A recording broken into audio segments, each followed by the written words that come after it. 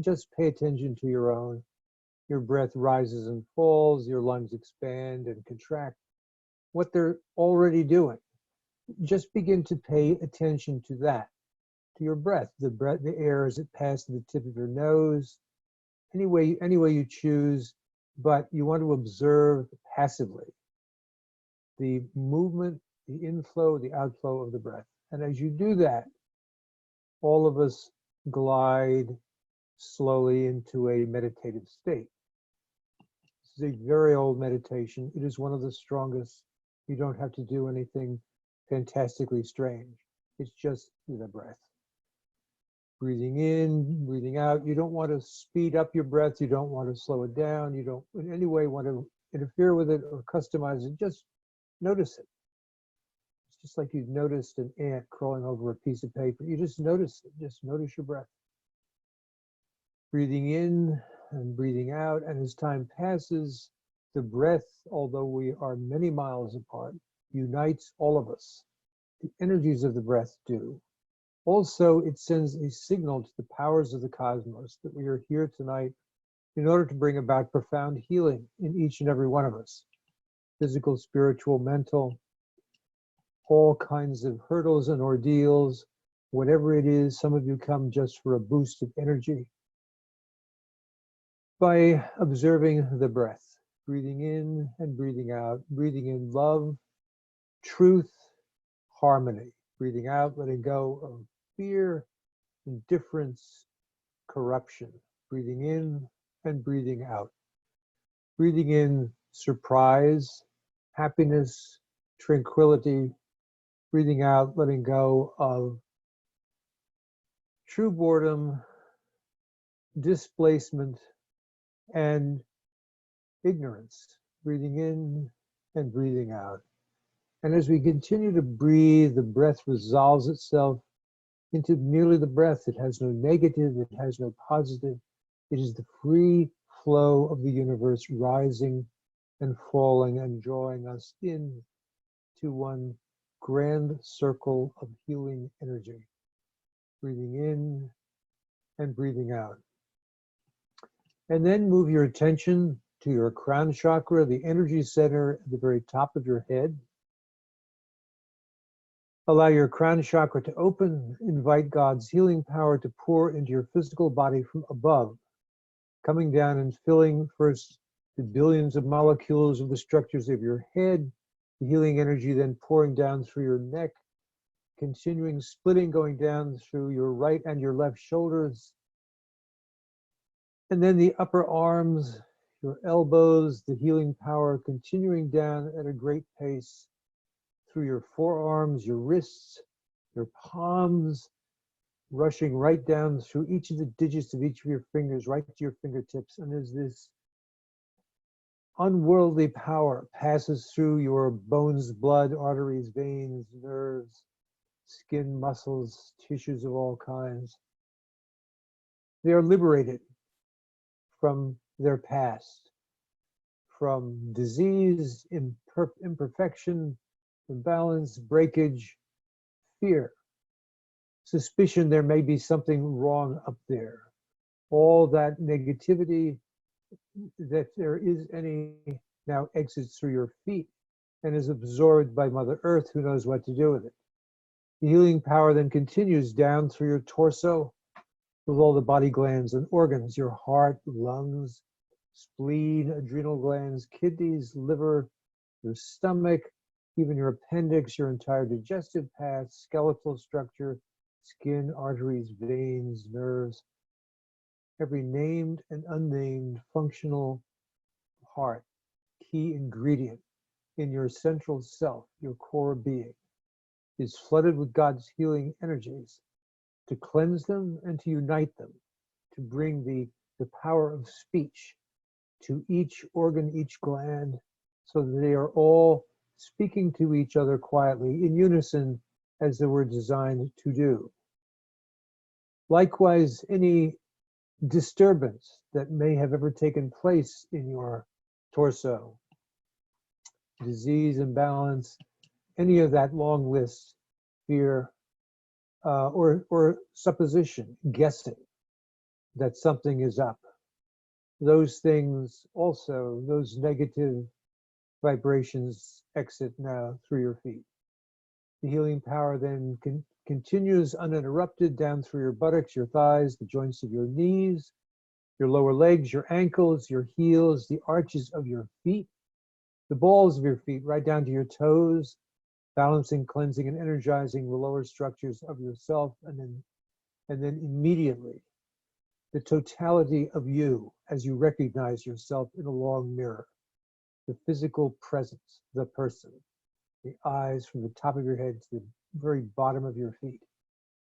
That person is healed, the one that you know, but also the one with which you are probably less familiar, your aura, your energy path, your history, and your future. Each of those aspects of you are also healed in a great way. Not only that single most identity that you have, but also your connections to every sentient being in your experience. Friends, family, enemies, pets, acquaintances, vague acquaintances, the skeins, the wires that connect us to those are also enlivened, and each of those connections, each of those friends, relatives, and so forth are also healed at this very moment. The occasional acquaintances, the supermarket, the gas station, the swimming pool, the places you go, the trees you climb, and the physical world, the mountains, rivers, stream, the upturned blue bowl of the sky, the stars, the moon, the sun, and all that is beyond. All those aspects of your experience, your travel through this world, all those aspects of your life and the connections to all other parts of it are now healed as if by a blanket of energy and understanding. Breathing in and breathing out. And now for a few moments, we'll go on a spirit journey together to slightly extend the meditation. Your spirit, your soul, when you sleep at night, travels. Your spirit is weightless, bodiless, fearless, all-powerful. It can go wherever it likes. Sometimes these things are interpreted as dreams. Sometimes you actually travel to far places. You may or may not remember them. But tonight, as we journey together, we will very much remember it. And your mind's eye, where you look into the past, where you visualize more or less the future, and certainly where you look at the present. Your mind's eye is the guide of your spirit as you journey. In your mind's eye, see what looks like a very slow turning planet. You are in spirit standing on a very tall peak, a mountain. It is not recognizable. Everything around you is dark. The cosmos surrounding you is ladled out with billions of stars, tiny pinpoints of bright light. And you have eyes which are better than any telescope. And you can see whatever you choose to, no matter how distant. And you see this slowly revolving planet. It could be a turnip for all you know. It's rotating slower than the furthest planets in our solar system.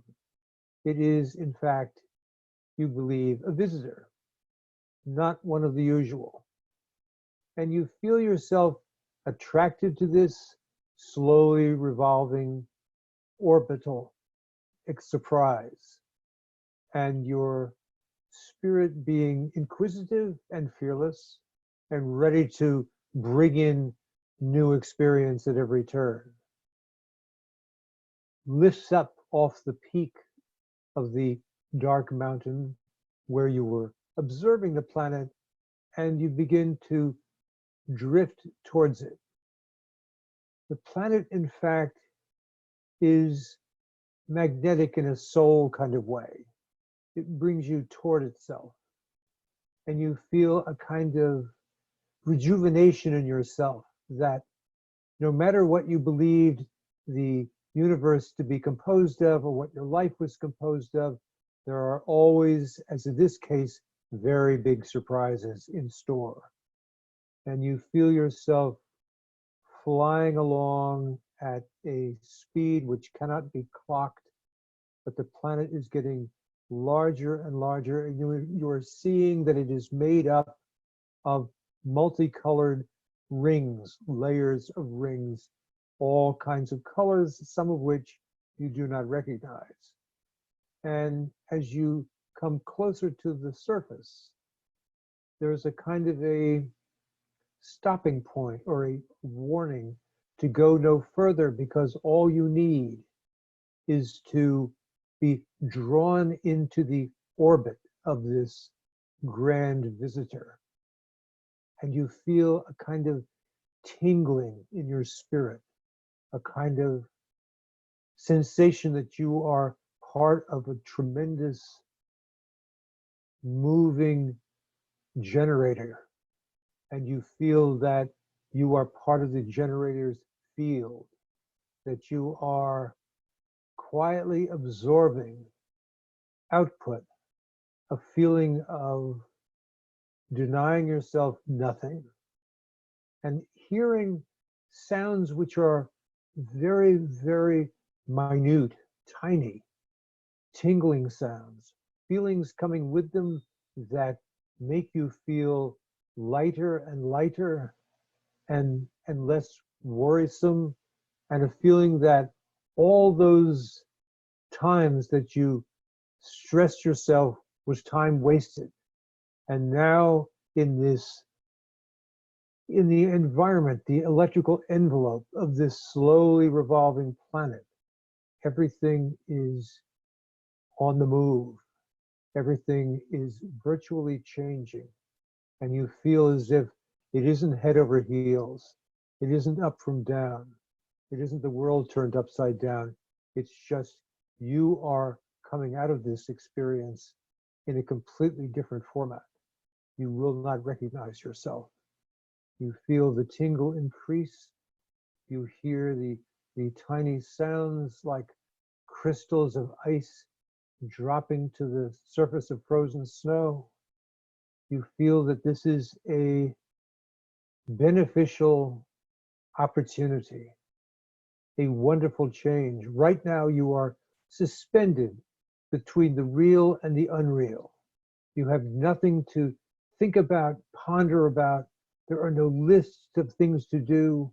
You have no obligations, whatever. You are at the center of change, and you feel a kind of abruptness here and there. It isn't all absolutely smooth, but it's sane and it's surprising and welcome to you. The feeling that whatever you brought to this experience is going to be rapidly tumulted into something else, and you will be that something else. You will be changed. The new improvement. And then the planet begins to slide slowly away from your vision. You are still, in a way, connected to its outer works, its aura, its sphere of influence. It still is slowly revolving like a tremendous rubber band, many, many thousands of miles in diameter. And you feel yourself relaxing, flopping back over as if you were going to take a nap. This has been a surprising experience, and you feel your spirit rushing back towards the earth and entering into wherever you began from. Room, space, sitting on a chair, lying on a sofa, however you're postured, feeling that you have, without any particular plan, stepped off into the unknown and accepted by God's good grace a revolution in yourself, a vital change, a vital undertow of new energy has pulled you away from your past, and you are liberated. And just breathe easily, letting that feeling, it isn't a thought, letting that feeling sink in, and you know that the aura, the energy pattern of the visiting planet is still with you. And any changes that need to come about in yourself, improvements, are happening all the time from now on. And now we come to the distance healing part of the circle. If you have friends, relations, pets, any sentient being, no swimming pools or telephone poles or anything like that. A living thing. There are two ways to send distance healing tonight. One is to say one name or multiple names silently in your own mind. While we are en route in this circle, this has great power. The other is for a few of you, 5 or 6, to just call out a first name one at a time. I will connect to them telepathically, to those you have